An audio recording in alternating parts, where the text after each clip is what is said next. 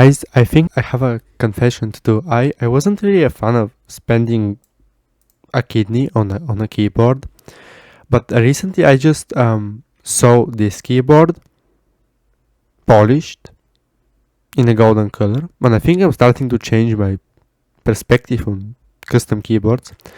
Then I saw this one and I was like, okay, okay. Then I saw silver keycaps and I was like, maybe someday when I sell my legs and my kidney. Then I saw that and I think I'm into custom keyboards now.